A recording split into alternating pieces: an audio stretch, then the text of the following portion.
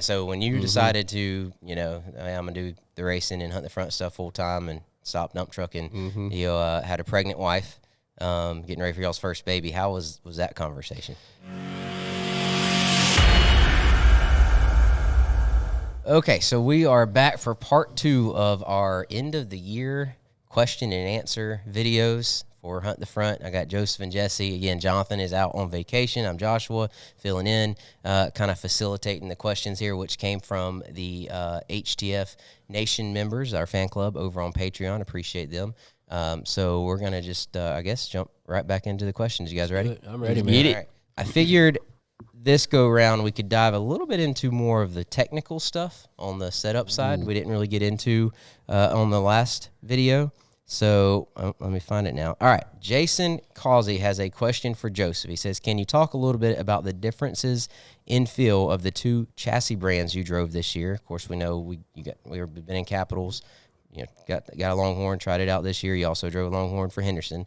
And a second part of that, could you tell a difference in the shock packages between Bilstein's, which was what was on the Longhorn, and the Penske's, which we've ran on Cap? So you got to keep in mind there's not going to be drastic differences no matter from one car to the next. Not that I've felt anyway. But there is different characteristics in what they do and when they do it type of thing. Whether what causes that, I wish I knew. I'm not really. I wish I knew more about it, but from what I know, I drove the Capital stuff. I think I've set in, I guess, 5 different Capital cars now because or 4. Is it 4? I think 4. Is it 4? I think 4. No? 5. 5. Okay. Is it 5?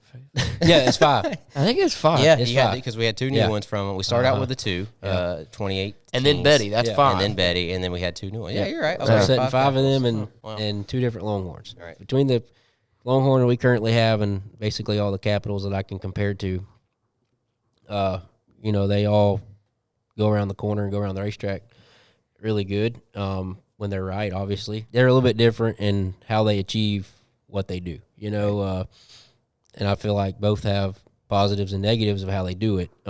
It's just what's better for particular racetracks or particular driver feel. I don't know. Without getting too crazy into this, I don't know. You just feel like the Longhorn stuff that we've been in here at the end of this year. I've noticed that I have a little bit more just steering wheel control a lot. It seems anyway. And I've had the car set up, where we kind of get it out of balance to where it doesn't have as much steering wheel control, But I feel like as a whole, that's kind of what they, their strong point is being able to use the front tires more on just directing the car and changing directions through the turn, versus with the Capital stuff, works really well. There's definitely nothing wrong with it. We've always been pleased with their stuff, but basically you kind of you get the car turned off in the corner and you kind of direct it a little bit, but you're basically, once you get your initial cut off into the turn, that's what you got. What about the shock packages? Is it just that's kind of what Longhorn wants you on a certain package or anything difference there? No, there really isn't a whole lot of difference. I feel like you could about take any of these shocks, put them on dyno, and they're going to basically read you the same thing. From what I know, probably that's not what Chris Madden will tell you, or Brandon Shepard, or JD. They probably got who knows what all. But in my experience, the regional, guy that doesn't know a whole lot, whether I'm probably just getting the stuff that's tried and true that works, and the tried and true stuff is about the same. Ain't nothing trick about it. They all got the common goal. Yeah. But I mean, I'm sure if once you get up, if you get up to the top of the level here, I mean, people probably got. Listen, I probably sound dumb even trying to talk about it. So they got that trick stuff, things that we don't know about. Yeah. So that leads me to my next question. Mike Chambers asked, when setting up the cars from track to track, obviously a lot goes into it, such as the size of the track, the type of the dirt, whether it's tacky or dry, etc. But do you always start out with the same baseline setup / shock package, or do you leave as is from the last race to the next race? How do you, when you go to a track, how are you going there as far as setup? Is it going where we left off the last race, or are you going back to some kind of baseline every time? Like, how do you decide what you go to, for XYZ racetrack? Generally speaking, these race cars nowadays are built to kind of be versatile. And a chassis manufacturer's baseline is their plan with that is for you to be able to go in any racetrack in the country with a couple minor tweaks and be fast. For the most part, I mean, yeah, we leave the shop, similar. A lot of times, based on if we're going somewhere we don't know, or if we're going somewhere we do know, we kind of know the characteristics of the place. Obviously, you want to unload in hot laps and be as fast as you can be. That way you're closer to tweaking on a few minor things to be fast in qualifying.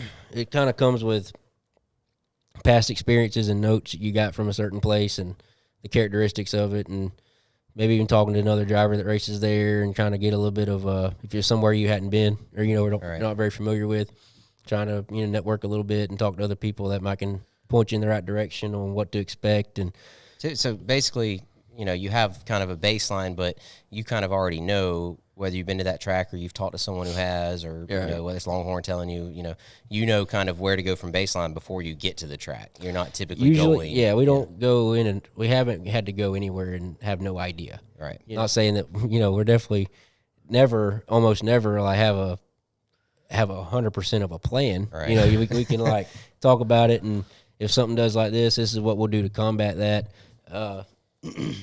But as a whole, there, I can just say that you just talk to people, go off your past notes, compare to this track to how this track was. It's similar to what you did here and what translates to this one, and just kind of make the best of it and try to put yourself in the best position to where if you're just going for a race night where you got hot laps, 3 laps of hot laps, and then qualifying, you got to make sure that when you unload the hot lap, you're close enough to where you're within a couple minor tweaks to be really good qualifying. So I'm going to switch gears a little bit here.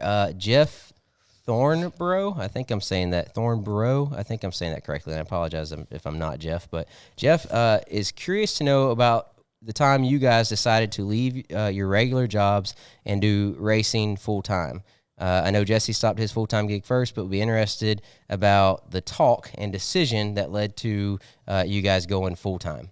So I don't know, either of you want to tackle that first and kind of, Jesse, I know it was a unique situation, with the iRacing and streaming and all that. Yeah, so, Hunt the Front, we took off or whatever, and, I was a character, whatever you want to call it, of it, and I worked at the water company at the time, and I started, I guess I made a name for myself, or I was known on the channel, and I was able to turn that into, I played iRacing at home, and before all this, I played iRacing, and I started making YouTube videos of my own of me doing some iRacing.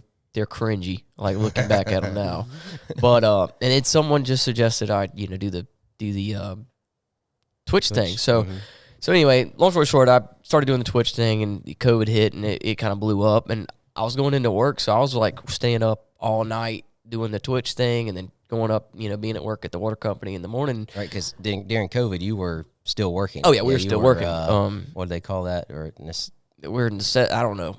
You're needed. We got to be there. You didn't get to stay home. Yeah. There ain't no work from home at a water company. Yeah, right. So I remember just going in, and I was telling these guys, and older gentlemen, not older, but, they're older gentlemen, and, they knew about our Hunt the Front and, kind of everything we had going on. And I told them I was playing video games and stuff, and they think it's about as stupid as you can imagine, right. So someone in their mid to late 50s, they thought I was crazy, and they're like, "What is your plan?" I'm like, "Well, I plan on playing video games and going racing. And I'm gonna quit." It's all funny. Right. They think I'm crazy. Yep. That was probably in like February, March or something, and then by July I put in my 2 weeks at the end of June, or I think I gave them a month notice. What year was that? This is 2020. Okay. June. So sometime in June of 2020, I told them, I'm gonna play these video games, and that's where I made, that is how I funded my life for myself. Made your living. To quit my job and make my living, and then I think it was that summer Jonathan decided, he wasn't gonna go back to work. So I quit, and then I think Jonathan followed suit. Mm-hmm. Yeah. And then when did you quit dump trucking?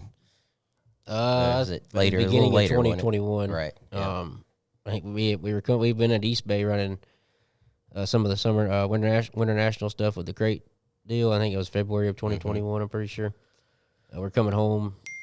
Jonathan's like, well, I mean, really would need you to put you. I think we could really have something here, and could really help out if you could. What would it take to put this as your primary focus? All the time, and like, well, kind of discuss what we'd have to make it work, and he said, look like the finances is there to make that happen, and from there I quit answering my business phone and been race car ever since. I think it was around Easter of 2021, whenever that kind of fully materialized. Yeah. They asked about in the question. Jeff asked about the decision and the talk to have that. I'm curious about the talk, like for you with Kayla. Yeah. And having, was Andy around? She was born in April. So yeah. So when you decided to, I'm gonna do the racing and hunt the front stuff full time and stop dump trucking, you had a pregnant wife, getting ready for y'all's first baby. How was that conversation? Well, I was just as nervous as she was. Like I'm like, I feel like this is a opportunity. I probably won't ever get another one to chase a lifelong dream that I've had. And I think we looked at the finances and just discussed if we could come up with this every month and keep our bills paid. As long as that was what we could do, we could make it happen. And it's been everything's fine. Here we are, a year and a half, working on 2 years later. Still got strong. the lights on. Yeah, still got the lights on. Water's flowing. Yeah, just they keeping the water flowing without you. Yeah.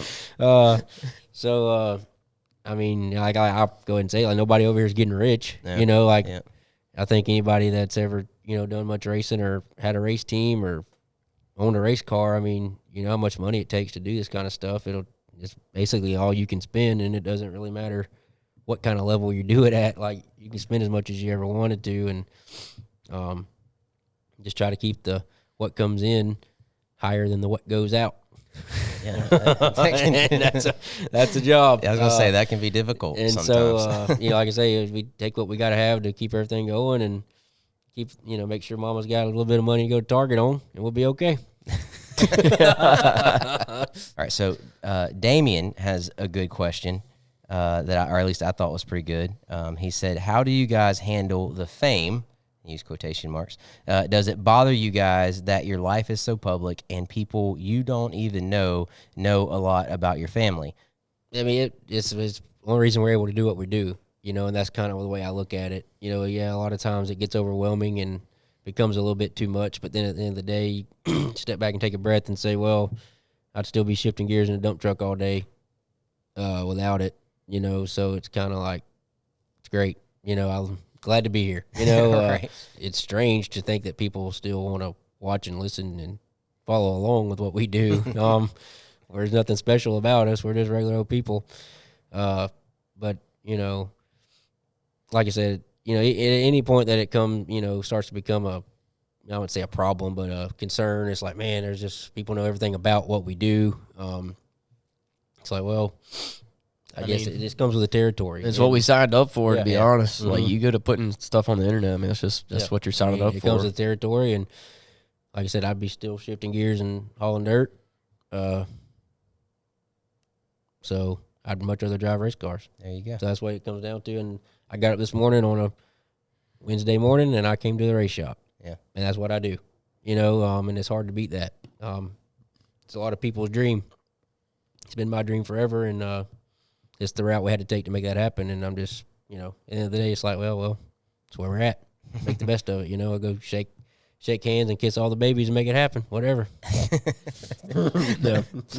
Any thoughts? Nah, I mean, that's pretty much it. I mean, it's what we signed up for, and meeting people and talking to people, and it's just part of it. Like, that's, like I said, it's what we signed up for when you're YouTubers, and Just, And if there's something that we don't want you guys to know, you won't know. At the end of the day, that is very true. And so, like, just like my baby that's due next month, we didn't tell anybody that we were having a baby until October. I was surprised how long, we just was kind of kept it's like under we wraps. tried to just keep that between us and keep it kind of as intimate as we could. Obviously, Jesse and Bethany having their first. This was our second. Like, none of this was ever planned to be have this close of babies this close to each other. But, the last thing we want to do, we know how exciting it was to have your first kid. And, we don't want to overshadow anything that you guys had going on. So it's like, well, we've already got one. Don't really want to, it doesn't really matter if anybody knows about this one or not. Obviously, we're going to tell them, but we can hold on to it as long as we can and kind of keep it under wraps here and keep that between us. And, I mean, at the end of the day, it's not that bad. Yeah. Things are fine. There's a lot of people walk up, start talking, and it's like, wow, this person knows more about me than I do.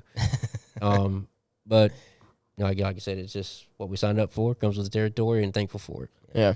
It's just crazy to be somewhere, like at a racetrack, and, like, we're actually somebody. And in a sense, it's just crazy. Like, we've been to racetracks our entire life, and we're just like, who's that? Who are them? Who are they? Kind of thing, And it's definitely different, like, kind of, not, I wouldn't use the word famous for fame, but just somebody. Like, people know or they're familiar with us and who we are. I was at Lowe's this past weekend, that Saturday. I was doing a bunch of home improvement stuff at the house, and I was checking out at the register there, and I go to walk out the door, and this guy's like, "Oh, hey, sir." I look, it's younger boy at work there. He's like, "Are you from Hunt the Front?" I'm like, "Yeah." He's like, "Man, I love watching y'all." I'm like, "All right, but thanks for watching." Yeah, Merry Christmas. Hey, Merry Christmas. Yeah. Pretty cool. Very neat. All right, so this question comes from John, and he says, we're going into the 2023 season that sets up to be pretty nice for the Hunt the Front with the new series and everything you're doing. What would it take for you at the end of 2023 to say you had a good year? So this time next year, as we're sitting down, maybe recording the same kind of podcast, for it to be a solid season for you.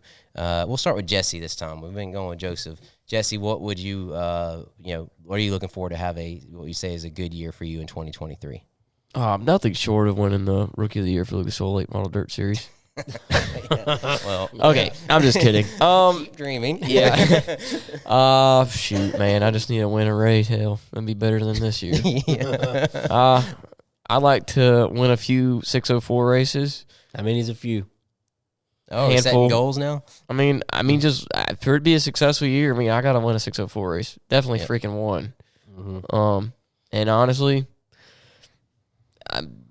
maybe if I get to run supers, quite a few times or a handful of times, just solid performances, maybe podiums and top fives in with a good group. Like, that would be a successful year for me. So maybe a couple top fives, if not a win in supers, and definitely a few wins in 604. There you go. So got to win a 604 race. I'm going to say you got to win a couple I said at a few. least, and continue your transition and improvement in supers with maybe a top five or two or three, and maybe another podium. Yep. So, all right, I like that. Joseph, what about you? What makes a good 2023 season for Joseph?